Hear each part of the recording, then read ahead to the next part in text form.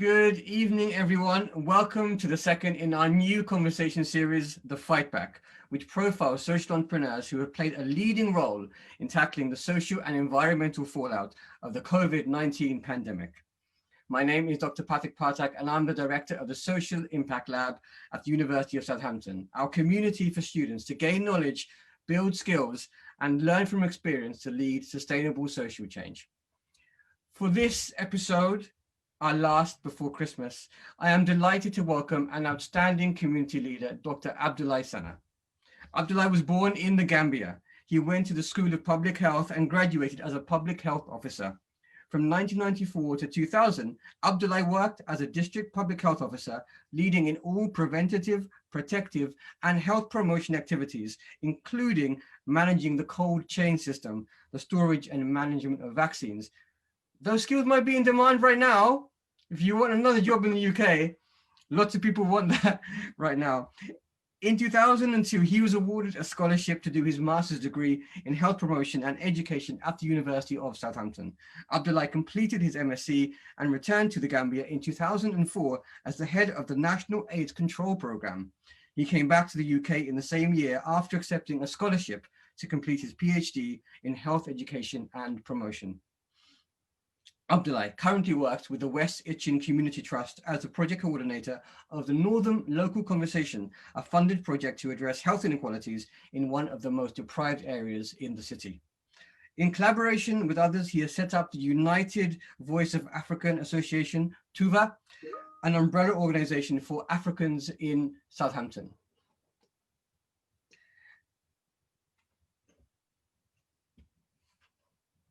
Abdoulie also has set up Active Kids, Active Neighborhoods, ICANN, to transform alleyways, improve the environment and life chances of children from BAME communities. He also set up Bantaba for Change, CIC, to empower BAME women to get into employment. Abdoulie, welcome to the Fightback. Thank you, thank you, thank you, Patrick. Thank you very much. That's very generous. That's a very generous introduction. Thank you. Hey, it's actually a very underwhelming introduction because anyone who knows you knows just how busy you are and all the things that you're involved with. So there are many things I could have listed, but for the sake of time, we'll keep it to those for now, and we can expand on your burgeoning portfolio of work during this conversation. So I want to just start by talking about what it's been like for you during the pandemic, because everyone who knows you're a very outgoing man. You love being out seeing people, but obviously for large portions of the last 9 months we've been locked down. So how has it been for you, Abdoulie? Yes. I'm very passionate about health inequalities in the city, and that requires engaging with the communities to identify their concerns, needs, and aspirations, and doing something about it as well.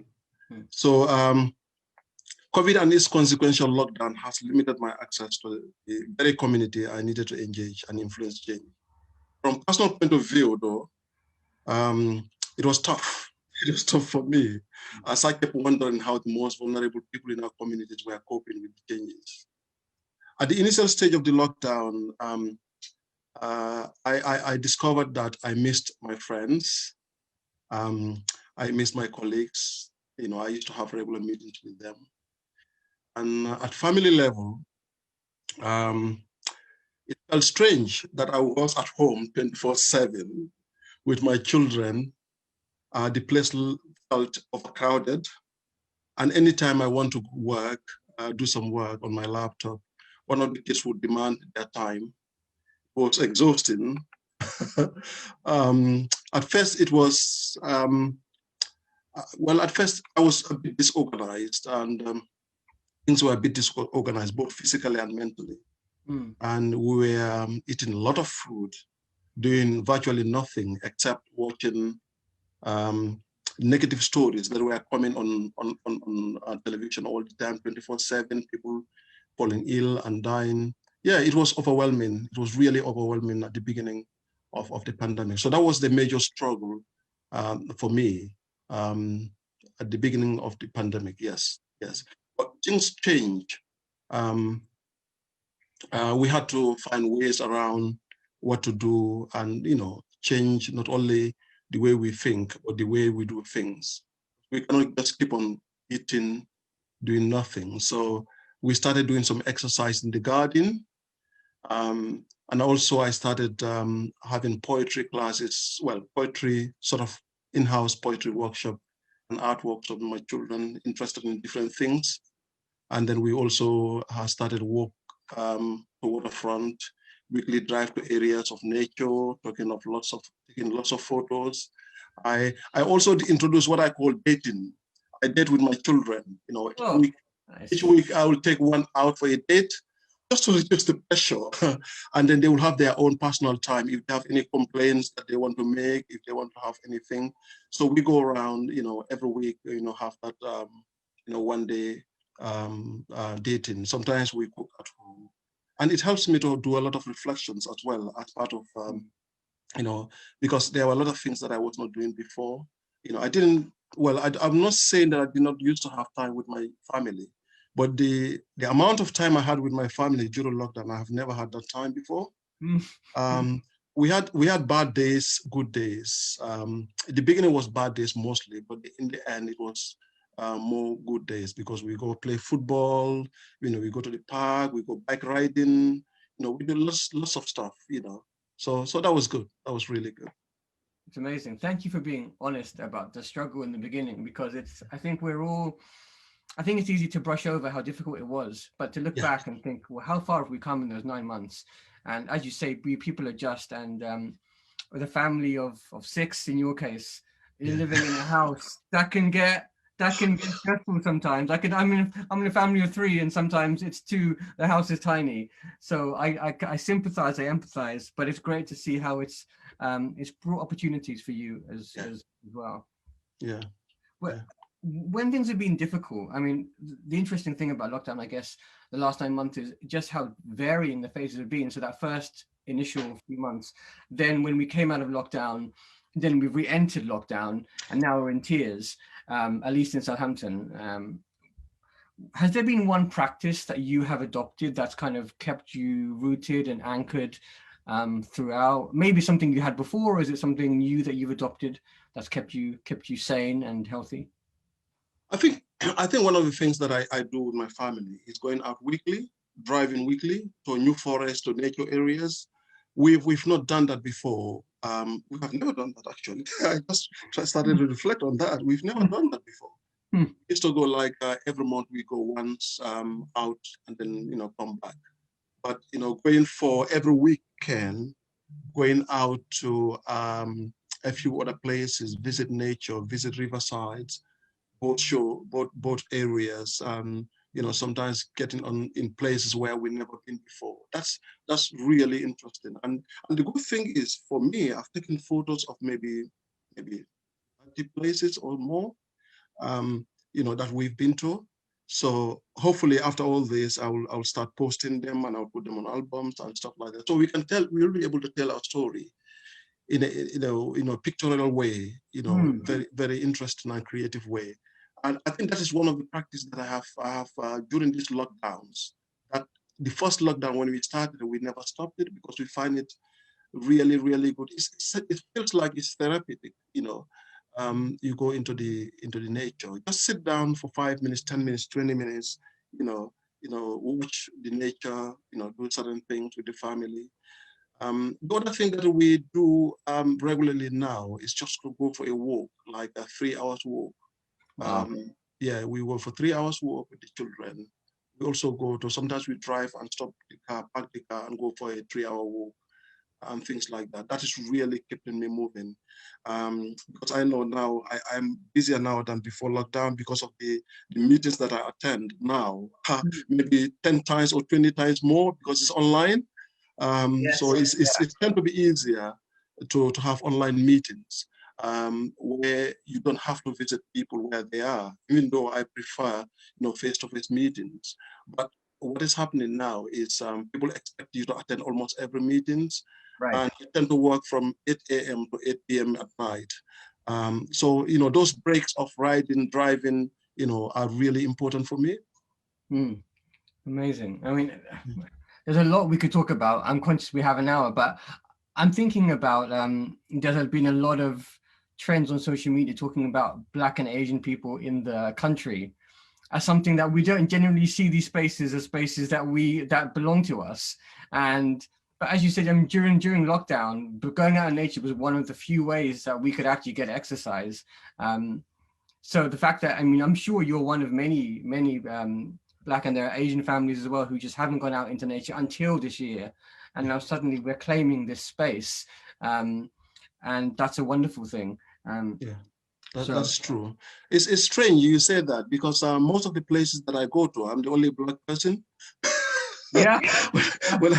Most of the places I go to, normally I'm the only black person there, and rarely you see Asians as well. So yeah, before the lockdown, I attended meetings where I was the only black person.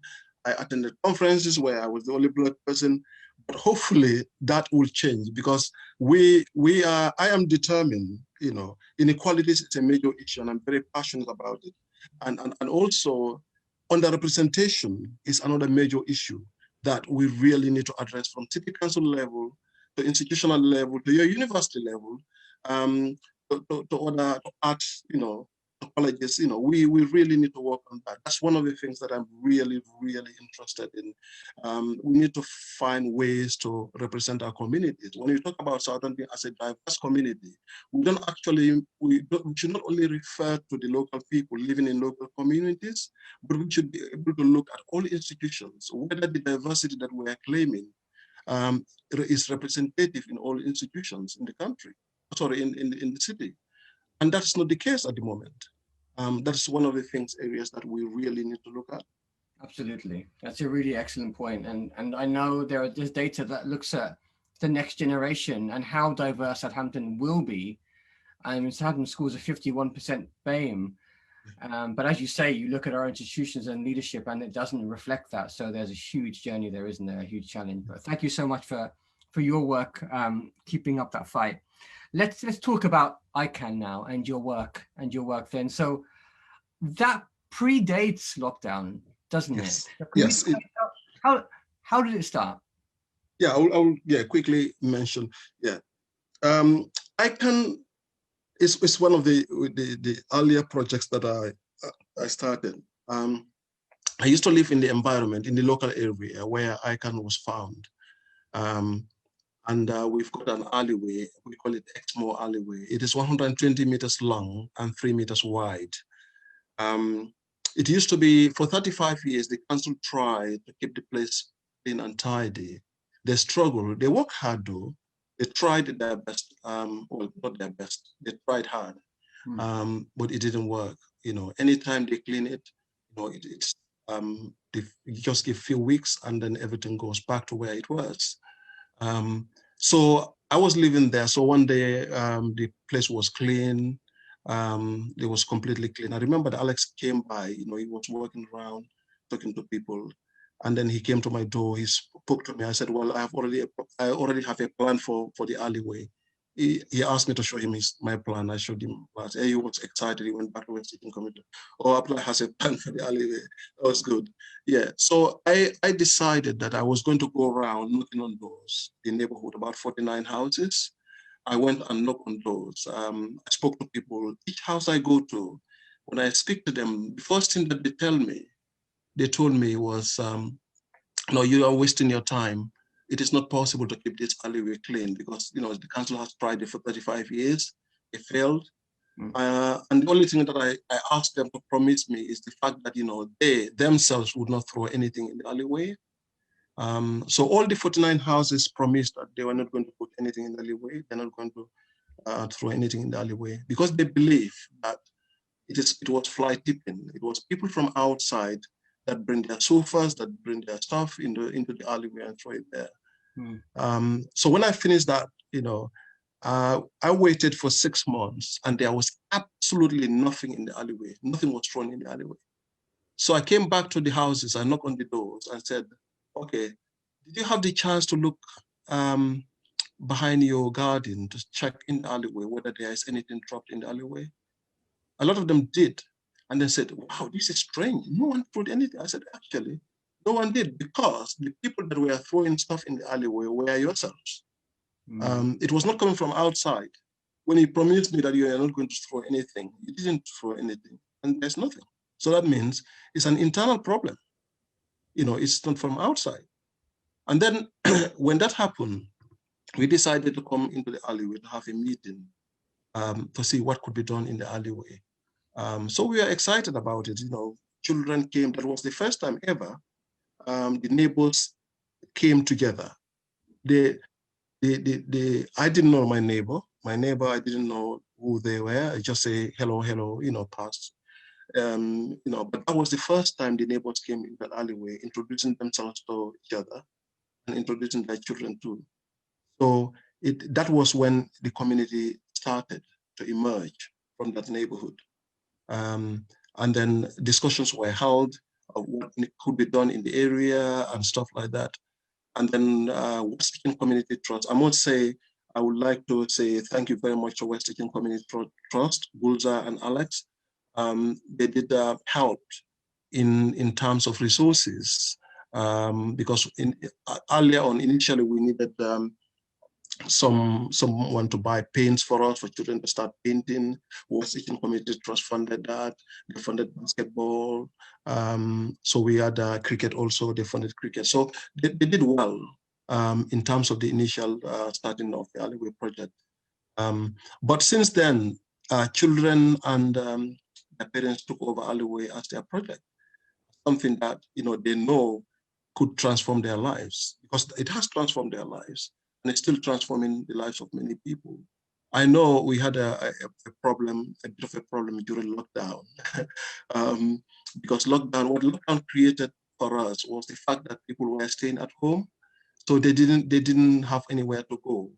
What they were doing is they were throwing stuff in the alleyway, and in the end, the alleyway was packed full with a lot of stuff. Yeah. But what actually happens is we needed to go back to the drawing board when the restrictions were lifted a little bit. We went back to the drawing board, go around, knock on people's door, and talk to them and bring them back on board to show them what had happened in the alleyway. So they agreed to go back to the alleyway to clean the alleyway, and that was the last cleaning that we had before a couple of months ago, I think. And we had 4 trucks full with four full trucks full with sofas, chairs, benches, all sorts of things, food and stuff like that. I would like to say at this point, thank you very much to Jackie Raymond from City Council and the Payback team, because they were helpful to remove those stuff from to dispose them off, because we were trying to see whether we can arrange a truck, but it was going to cost us a lot of money. But Jackie Raymond and others were helpful to make sure that those rubbish were taken off, and yeah, so that was really, really interesting. And the good news that I want to say now at this point in time is we are able to raise money, about £1,700, to buy CCTV cameras. So we are going to have CCTV cameras in the area to make sure 2 things. One, to ensure that the children that are using the alleyway are safe, and secondly, to deter the drug dealings that started emerging from the area, for people to move away from that area. I think that's crucial. That's important, and I'm sure that people will stop and rubbish in there. Yeah, but I can generally, it created an opportunity for children and young people to have a space that they can call their own space, and also it helps them to be imaginative and creative, because we normally have lots of stuff in there. There was a time that we had Valentine, Valentine poem competition.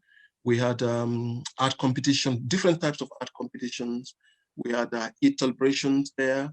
We had the Christmas celebrations there.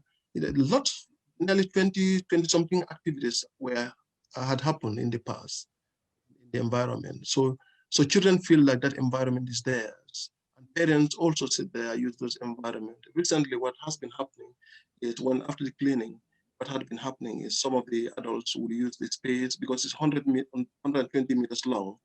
They use that space to walk, to exercise. Instead of going to the park, they use that 120 meters to walk back and forth, calculate the number of kilometers they've walked. So that's really good. And some people will also sit there and social distance and have conversations. So that has been going on, which is really, really good. 2 years ago, we had university students also there. They came and do their work, their work placement with us, ICANN, to do some activities, some cricket designs of work with children in the area, which they use to present at university as part of their projects, final projects. So that was really, really helpful. Wow. You know, when you describe ICANN in the, you kind of get a sense of just how it's made the area so vibrant. And I love the description of it giving kids a sense of ownership and space. Yeah. But then there are all these kind of almost unintended consequences, like reducing drug dealing. Yes. And there's this kind of crazy kind of alchemy that happens when you have social innovation projects like that you start off with one intention that may be relatively simple, but actually the butterfly effect means you get all of these other benefits from it, which I guess is a testament just starting something and seeing where it takes you. I think one of the biggest things that I was not expecting is the community spirit. I was not, because the initial intention was not to build a community. The initial intention was to clean the space and make it a space where children can play. But the I don't know how you call it, the butterfly effect was the fact that, the community started knowing each other and they started creating these social connections and friendships. And then people will start cooking when we are in the alleyway, cooking and bringing food into the alleyway to share with other people. Which had never happened before. So all those things were there, but those were not planned before. And the other thing with regards to children start understanding the environment, the importance of environment, keeping the environment clean. They started understanding that. And I remember the last 5 years, every year when I have my birthday, I'll go with lots of ICANN kids out on the streets to do litter picking. My birthday, I spent my birthday doing litter picking for the last 5 years. Every year I go out with children, with women and men, those that believes in what I do, So we go out on Abbey Road or other places, start litter picking. But my children warned me that my 58th birthday, I will not do litter picking. They'll protest. They'll protest. So I'm conscious of that. Happening. Yeah. You'll do something else. We'll find something else for your birthday. That's a special one. That's a special one. You do, obviously, ICANN is in Newtown, and you do a lot of work in Northam as well. Yeah. Both areas, you can imagine, have been been hit quite hard by COVID. Yes.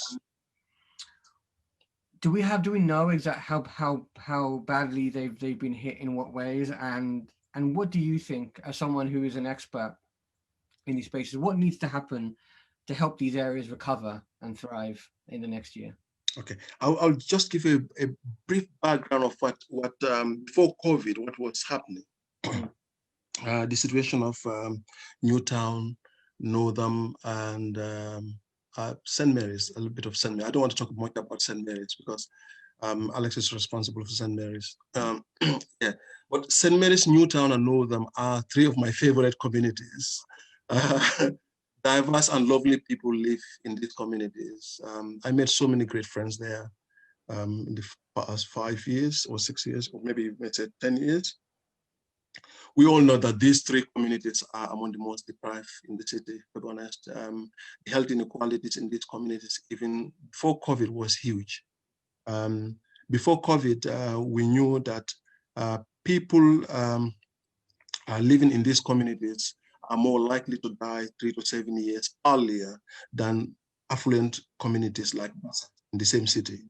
And we also know that they are more likely to live 17 years of their life in disability than people living in that area. That is a fact that has been established by public health, Southampton.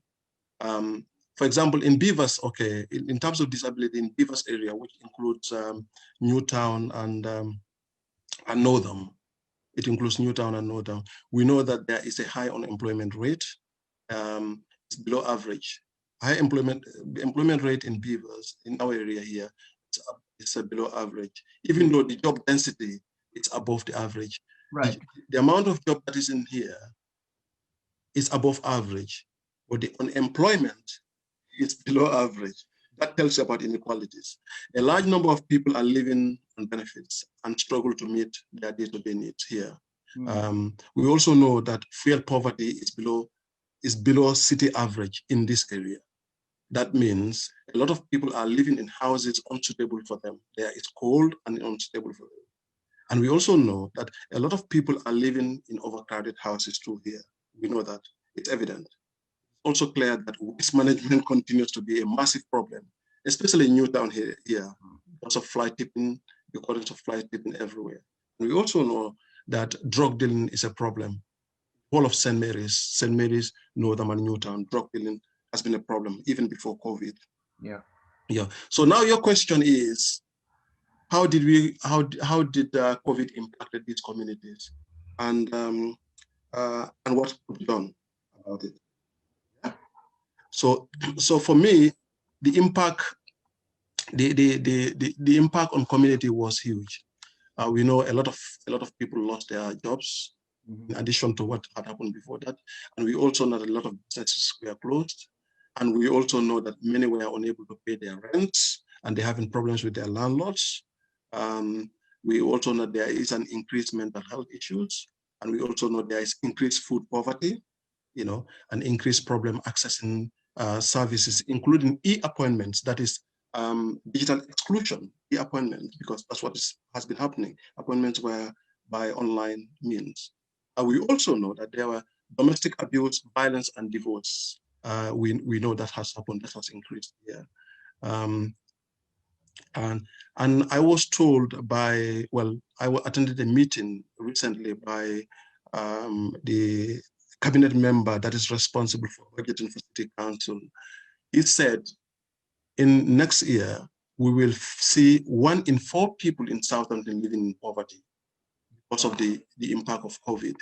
And we know when they say that, we know certainly the people that are going to be affected most are going to come from these communities that we're talking about, because they were already suffering well before COVID, and now COVID came. So therefore, the impact is going to be even huge in these communities, in the other communities.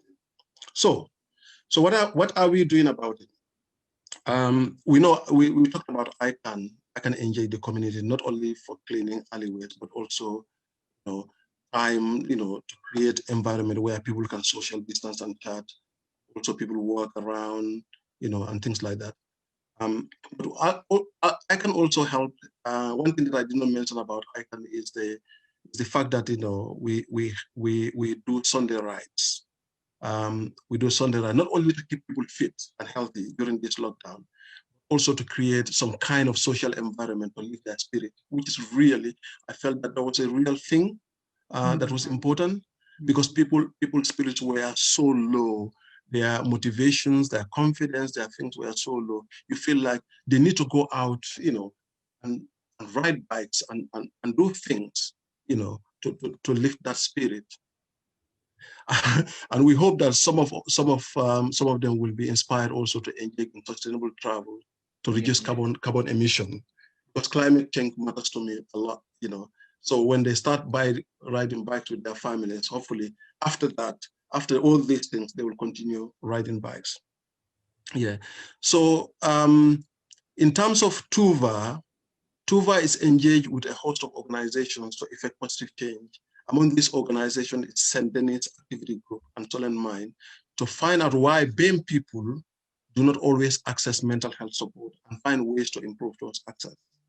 Also, TUVA is also providing BAME specific counseling services. So we are working in partnership with organizations to address issues of mental health, especially St. Denis Activity. We are very keen to help BME people to access mental health services. and Solent Mine also is keen. So we are working with these people to impact that. But also Tuva also paid a BMA counselor, BM counselor, to do counseling service, who is a professional counselor, to do counseling service with BMA people to reduce the burden, the mental health burden on them. Tuva is doing that right now. And we also know Bantabafichen, you mentioned Bantabafichen, it's an organization that helps build confidence of ladies and also get them into employment. We are doing that. We are getting ladies, creating job opportunities for ladies. We are developing their CVs. We are making references for them. We are getting some of them into employment, employment to earn for themselves. So that's also happening. But all these things for me were the voluntary aspect of my work. So the actual work that I am employed to do is about Northam, is to address inequalities in Northam. And Northam Steering Committee is the heartbeat of that project, because they are the people that actually make decisions. I, as a coordinator, my role is there to ensure that we've probably followed the guidelines and then, facilitate the process of change, help them to facilitate the process of change. Yeah. So before COVID, Northam had three main priorities areas. They said Northam was dead, and they want to do more activities to bring people together, to do fun days, to do things, to create a diverse and vibrant community. That was the aim. That's what they wanted to do, and that's what we are working towards. And also, they wanted to see the parade of shops that are there that were dormant and not being used. See whether they can bring those shops back to life and make the place more vibrant. And the third one was to engage young people and to empower them to be able to do something for themselves. And also empower them to the extent that they will become more resilient against these drug dealings and other things that they are more vulnerable to, so that they will be able to have a fruitful and more productive lives. So those are the three priorities they had. But during the lockdown, what we've discovered is we have discovered a bit of a shift in their priorities, in their interest area. Not that they are not still interested in those three priorities that were there. They're still interested in these priorities to make sure that they continue with them. But because of COVID, because of lockdown, some of these activities that they were doing, they will not be able to carry them forward until things have changed. Yeah. Things are changed. But during lockdown, one of the biggest probably shock for me and maybe for most of the people is the food poverty. People are hungry. People are really, really hungry. They want to the basic human needs, that's food, becomes an important aspect of their lives. Because when we come from Africa, places like where I come from, food security is a big question mark on that. Most people are hungry, they struggle with life and stuff.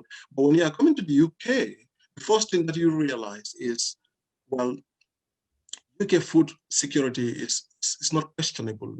That is something that everybody has access to the food. You will choose what food you want to eat.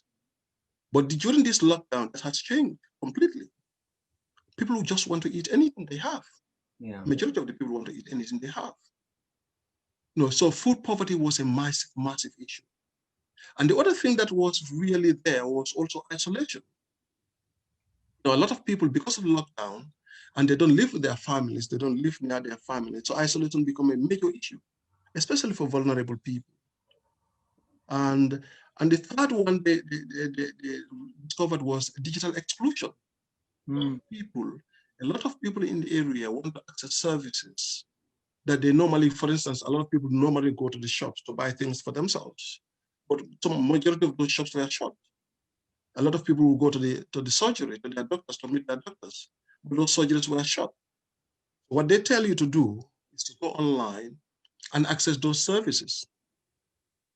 So it became a problem. If you do few things, one, if you do not have the knowledge to use the internet, then you have a problem. Two, even if you have the knowledge to use the internet and you don't have internet in your house, then there's another problem. The third one is you have to have the device, whether it's a computer or a smart mobile phone, to be able to access the services that you're talking about, you wanted to access. So if you don't have any of these, then you're in trouble again. So we have got 3 layers of trouble. Yeah. So a lot of people struggle. As a result of this, a lot of people were excluded accessing certain services, you know. So that became a major problem in the area. So the other one is the actual poverty, because a lot of people lost their jobs. Yeah.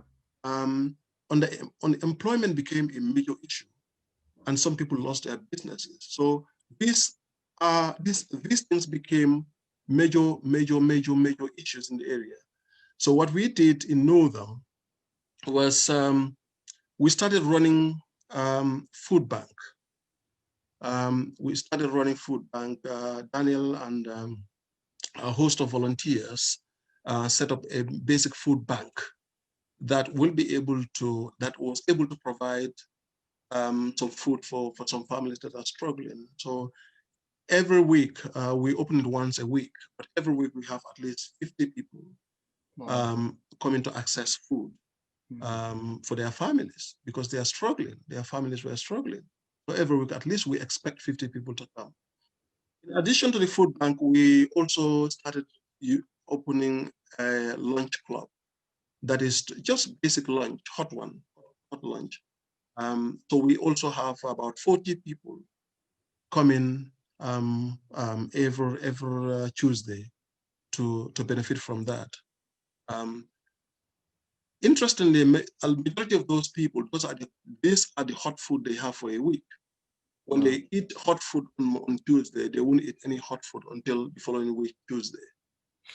So that's a reality. It's not something that, I don't know how to say it. It's actually a reality. It's happening. And then we realized that during that halftime, I don't know whether you remember, when Marcus Rashford wanted the government to sponsor children food vouchers for halftime, and the government says no. So that created attention. So Northam decided that they are going to provide hot food for children for that week. So we provided 365 hot food lunch for children living in Northam, because we cannot afford to go beyond Northam. You know, we know a lot more children were hungry and they needed support, but because of the nature of our project, we cannot go beyond that. But at least we were able to work with Riverside Church. In fact, Riverside Church were the main people that actually sponsored that. 360 children benefited from that, that 1 week of food.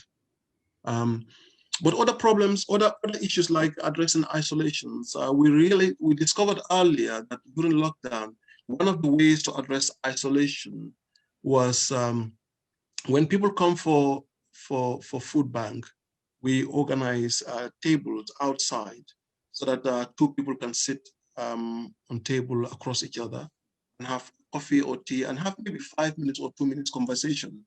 At least they would be able to see other people, be able to have someone to talk to.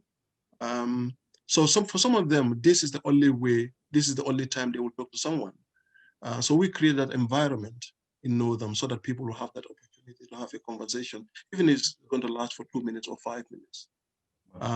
But in addition to that, we also had online cooking classes. We organized online cooking classes for vulnerable and isolated people to cook with us and have conversation while cooking. If they have got any issues to address, we talked about it, and then, they participate in cooking, in themselves, and also learning to cook healthy food on a low budget. We combine all those things so that it can be something that they can enjoy. I would like to also to say that, we worked closely with the Yellow Door to set up what we call online well-being workshop. That went on for 12 weeks, I think. It went on for 12 weeks. That online workshop brought range of issues for us to discuss. In fact, we started with domestic abuse and violence. The Yellow Door is one of the standout institutions dealing with domestic abuse and violence, domestic violence. They specialize on that area. So we partner with them because we know that at that time, a lot of ladies are going under this issue. They experience a lot of things, domestic abuse, domestic violence, sexual abuse and stuff like that. So yeah, we partner with them and they were really helpful. The partnership really worked because we will have a lot of ladies come on board online and have conversation on series of topics, not only domestic abuse, domestic violence. And then we'll also invite some professionals, like the ones that are specialized in debt management. Sometimes we invite people from city council to talk about schooling and COVID, because parents were worried about COVID, their children going back to school. So we had that conversation with the city council, the people that are responsible for schooling. We also invited housing to talk about housing issues that people were experiencing during lockdown, because there were a lot of housing issues people were experiencing. We had the police, Ahmad Sasso brought on to have a discussion about hate crime and crime in general. So we had discussions about mental health issues, financial literacy. Well, financial literacy is more to do with you, your specialty, but that management was to do with another organization. I cannot remember, Christian something. Christians in Poverty. Yeah, exactly. Christians in Poverty. At that time also, there were a lot of ladies that were also struggling, because what was happening was the dailies were coming, threatening them, that, they will take them to court and things like that. So people were scared, they were worried. But those conversations that we had with the Yellow Door and with SAWA, that was really, really helpful, because a lot of people know what to do, where to go, where referrals are necessary. The Yellow Door will refer people to other places and stuff like that. So that was really good. The conversation were really, really helpful. And then with regards to children, we had children and, well, some adults, we had mindfulness sessions, Wow. because a lot of children are at home, and there was a lot of tension at home, especially overcrowded houses, where some parents that never actually lived, just like me, to be honest, that never lived 24 hours with their children together in the house, are living in the same house with their wife, with their children for maybe, let's say, 10 weeks, not going anywhere. So it created a lot of tension. So to help them, we had these mindfulness classes. They log on to mindfulness Zoom classes, and then we have got this tutor that takes them on, what they need to do, mindfulness, relax, things like that. So that was really helpful as well.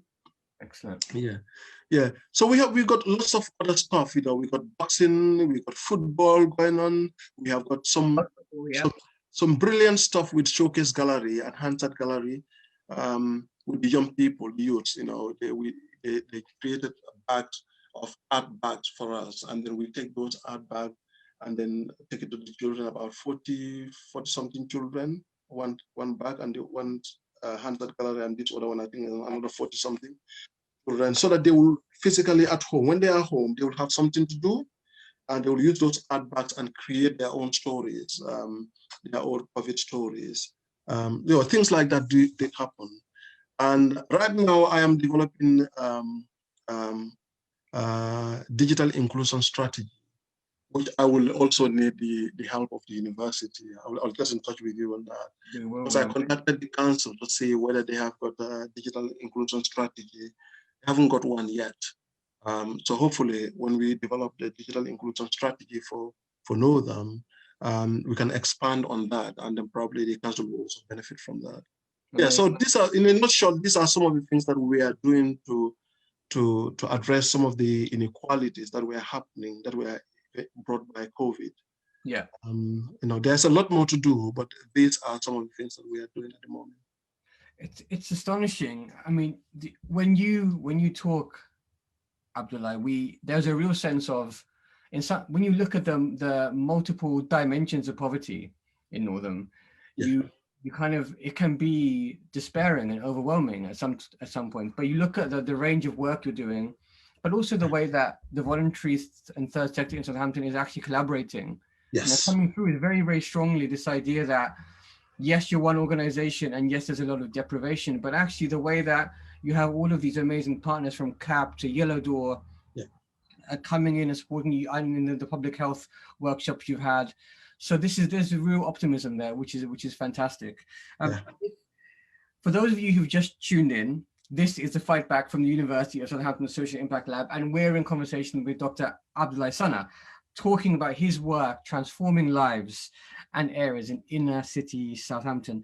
Please do post your questions and comments on the Facebook post, and I will do my very best to get Abdoulie to answer them as we come to the end of this episode. I want to just switch gears a bit and talk about the community cafe. So, because this is, I mean, this story, Abdoulie, is in some ways it's sad, in some ways it's amazing. So you have refurbished one of those shops on the Northam Arcade. It looks absolutely fantastic. I've been privileged to go there and to see it. But the week you launched, 5 days later, we went into the second lockdown. So the timing was immaculate. Obviously, that must have been so frustrating for you guys. Yeah.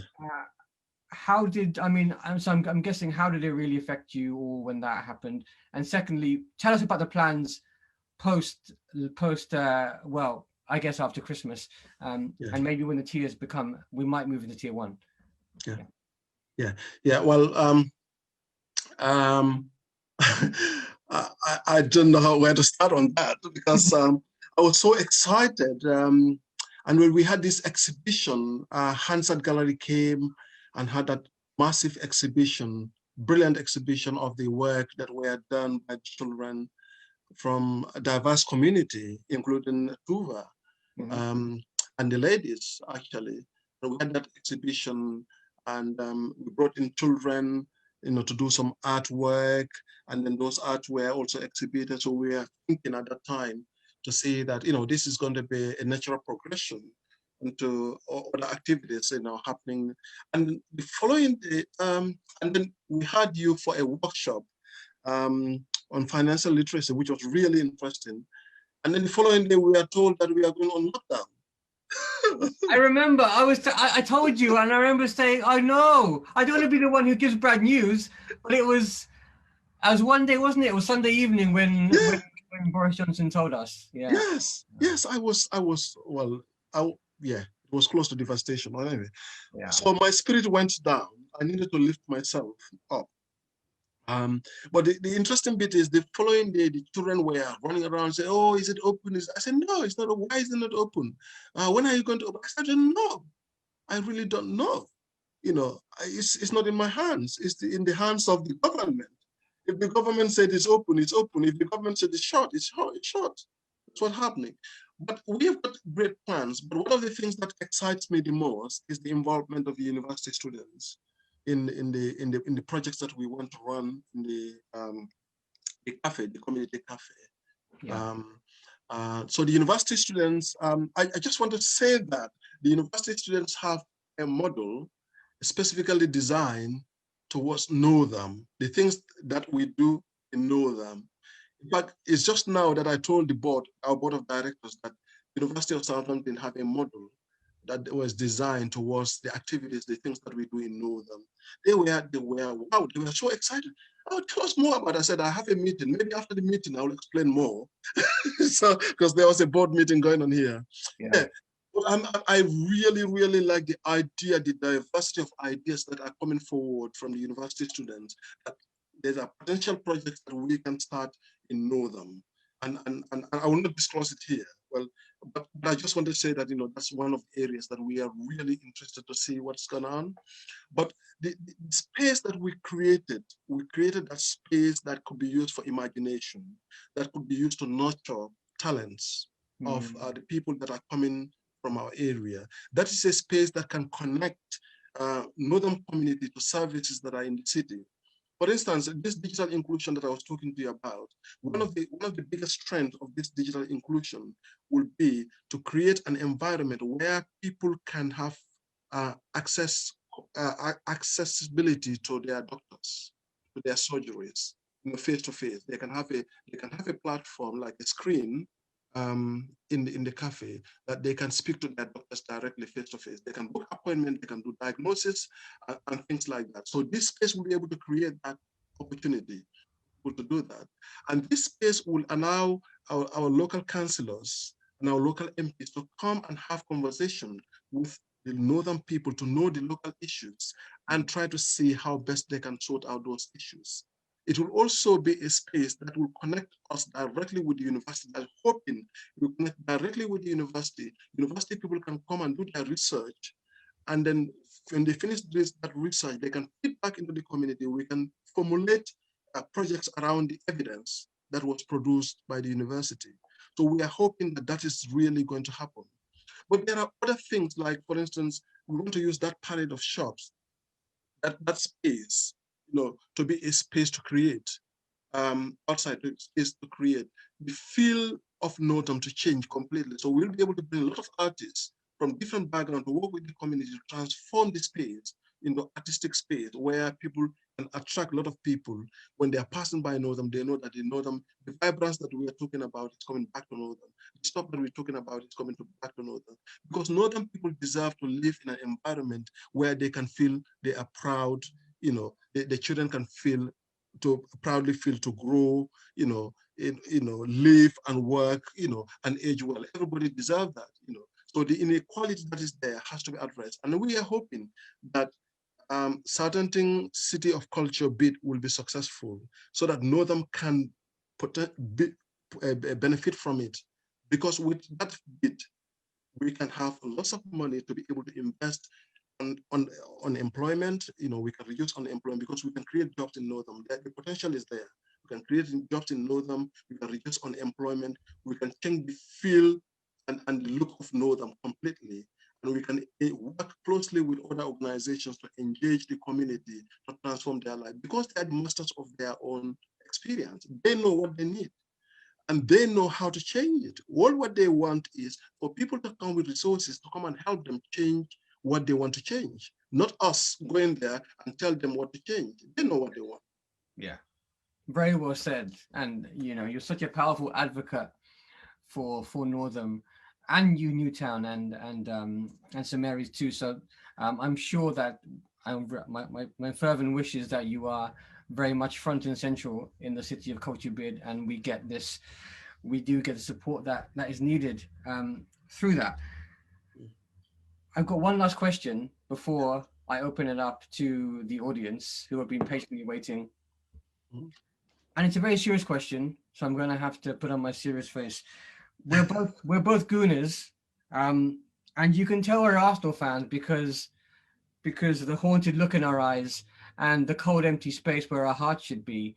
But I do you think being an Arsenal fan and having to watch that absolute crap 3 times a week, do you think it makes people like us tougher, or do you think we're scarred for life?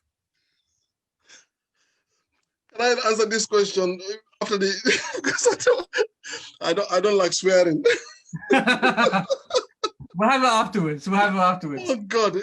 Oh God! It's too much, isn't it? We said it before. It's like a horror movie watching Arsenal. Yeah.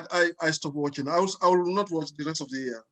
I'll just stop there. Yeah, let's stop there. Best. Let's try and keep it clean. I'm sorry for swearing, everyone, but okay, we've got some questions. I'm going to just talk about. I'm going to get some comments in first. So, Megan, huge admiration for everyone involved, and I've been inspired to look at what can be done in my own community, which is fantastic. And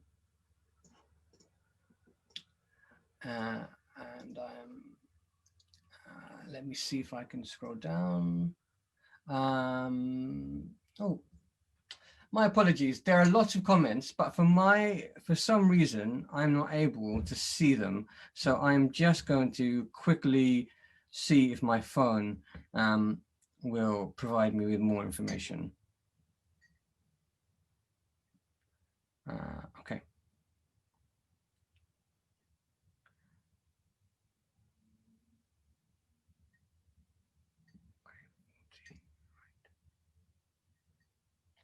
Okay, we've got yeah, lots of admiration for your work, which is fantastic. as a question about City of Culture, have you got a way of feeding this into the City of Culture bid consultation? Are you feeding it into it, Abdoulie? Are you part of the consultation? Is this happening? Yes, I'm part of the City of Culture consultation. I am part of the, did you see the movie, the film that where I was, City of Culture? We did. And Oh, yes, you did? everyone, if you haven't yet seen the City of Culture video, it is absolutely stunning. And Abdoulie is very much front and center in that one. So see his handsome face on that video. Yeah. I'm part of the community group. I'm feeding in, but I still feel like I don't have enough time to say all the things that I wanted to say. But the opportunity is there because we're going to have a second, third meeting, and I was also invited to the health group meeting. Unfortunately, it coincided with my other meeting, so I couldn't attend the health group. But I will participate in health group, and I will also participate in community group to give them more into what I think is needed in our area. Yeah, but representation is one of the things that I really, really want to emphasize for them. If we want to be successful in City of Culture, we need proper representation. Yes, absolutely. Ramon has said that she's been trying to communicate with the police on the issue of safer communities, to talk about support for the community, access to organizations, opportunities for children and young people, support for parents, rather than just thinking about CCTV when they're budgeting. I mean, this links to what we were talking about, wasn't it? This idea of social prescribing and being. I know her. I know her. She's a admirer of ICANN project. She is always fighting for. She is. And the question is, what do you think about how to have a bigger discussion around the community's needs that actually incorporates the community's own assessment of what's required? Well, I will have to invite her herself to have that discussion. Yeah, but I think it is necessary. You know what? I think 2 years ago, when we used to have this lady, what's her name? Inspector, commander of police. The former commander of police. Anyway, she was here. She wanted to meet young people to discuss about safe community. I organized a meeting here, and we had, I think twice, we had a meeting. She wanted to speak to Tuva people, African people, about this. So I organized a big meeting, massive meeting here, and we had a lengthy discussion about how to keep the community safe and how the role of young people would be. That was about 2 or 3 years ago. We had those two, but she's not here anymore. But she's an advocate for young people's voice, to voice out how community could be shaped around young people to make community safe for young people. I think that there should be a progression on that. There should be further discussion on that. Okay, great, good.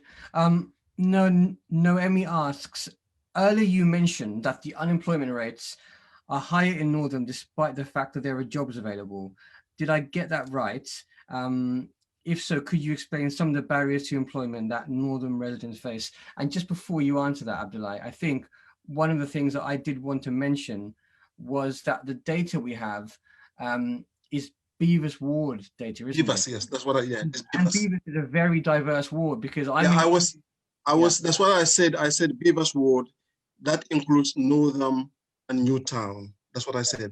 So when you talk about unemployment high, we're talking about unemployment high in Beavis. So Beavis is not only Northam, it includes Northam, Newtown, Beavis Town, and in Avenue. All those are part of the Beavis. But the interesting thing is, let me quickly say something about this. Naomi knows that Northam and St. Mary's have got one of the biggest employer in the city. One of the biggest employer, that is the stadium. But if Naomi knows anyone in Northam who works for the stadium, who work at the stadium, majority of the people that are Northam, St. Mary's Stadium, work at St. Mary's Stadium, do not live in Northam. I cannot remember anyone living in Northam and working there anyway. So that is one of the things. I just wanted to mention.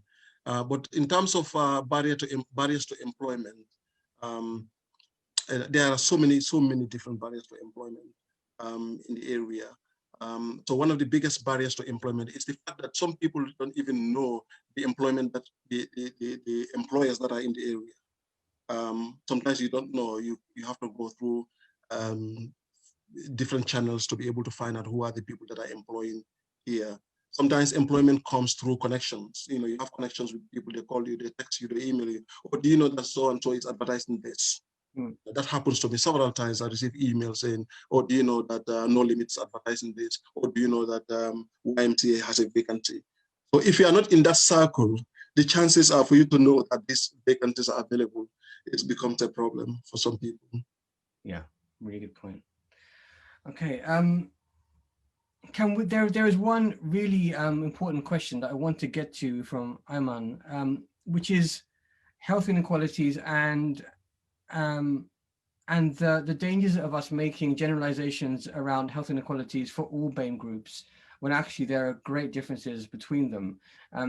Do you see that as being a problem in terms of the way that we're the solution that we're offering, we're not being targeted enough, is what I'm guessing is what the question is. Well, and health inequalities across BME group, that I understand the topic that is talking about. But if you read the Public Health England report about COVID, you will see clearly they have mentioned health inequalities across board, especially BME people. Okay. And if you go to BME people, you can go down again to different BME groups. It was clearly stated there. But the generalization that BME people are more disadvantaged, that is true. Yeah, that is true across the country. That has been evident. But some are more disadvantaged than others. Yeah. I think one of the things that I wanted to add to that is the fact that where you live determines a lot of how disadvantaged you are. So that is crucial. That is very important for people to know that. A lot of people in as you say, you've seen it already. I've said it in Beavers, the comparison within our area here, Northam to Bassett, is a very good example.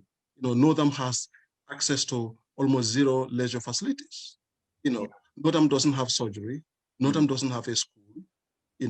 Northam have very little stuff in Northam. Even shops, there is only one shop in Northam.